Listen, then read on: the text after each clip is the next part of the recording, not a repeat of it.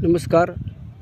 हा परिसर RK नगर, जरग नगर आणि आयसोलेशन हॉस्पिटल यांच्यामधला हे कृषी विभागाची जागा. एकेकाळी पूर्ण जंगल असलेलं हा भाग आज इतक्या बिकट अवस्थेत आहे आणि कोणी याला वाली नाही आहे. आणि इतके सुंदर पक्षी, मोर, वेगवेगळे साप, फुलपाखरू, बेडके इतकी खूप छान छान बघायला मिळायचे. पण आज ह्या भागाकडं अक्षरशः दुर्लक्ष केलेलं आहे. आणि कधी काळी आत्ता मला एक झाड नजरेस पडलेलं आहे.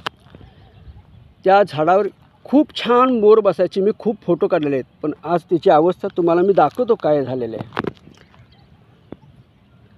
तेव्हा हे झाड अशा तऱ्हेनं खालनं जाळलेलं आहे आणि याच्या बुंद्यावर हे झाड कुऱ्हाडीनं तोडलेलं जाणवतं आहे. म्हणजे किती विघ्नघातक माणसं आहेत. आणि अशी जर परिस्थिती राहिली तर आज आपण बघायला लागलो ह्या वातावरणात उष्णता किती वाढायला लागल्या. ह्याचं प्रमुख कारण हे आहे की ही निसर्ग, ही झाडी, ही वृक्ष संपूर्ण नाहीशी होत आहेत. आणि त्याचा परिणाम हा आपण आता भोगावा लागलेला आहे. आणि ही आत्ता सुरुवात आहे आपली. आपल्याला खूप आता त्रास होणार आहे, भयंकर. मग खरोखरच हे आता जंगल वाचवलं पाहिजे,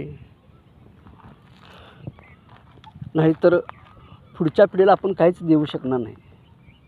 एक दुर्दैव म्हणायला लागेल. हा बोडका माळ आता झालेला आहे. जो तो उठतोय, जळणाला लाकडं घेऊन जातोय. आणि अशा तऱ्हेने हा सगळा एकेकाळी जंगल भाग असलेला भाग आज बोडका झालेला आहे. काही दारू पिऊन इथं बसतात, दारूच्या बाटल्या फेकतात, जुगार खेळत बसतात. असा हा भाग वाईट वाटतं खूप. बघा हे आपण काय पाहत आहोत. जी झाडं वाढायला 10, 15, 20 वर्ष लागतात, पण एका क्षणात आपण त्यांना बोडकं करून टाकतो. एक दुर्दैव आहे.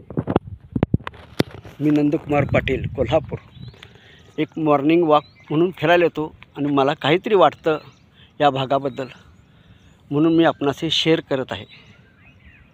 धन्यवाद.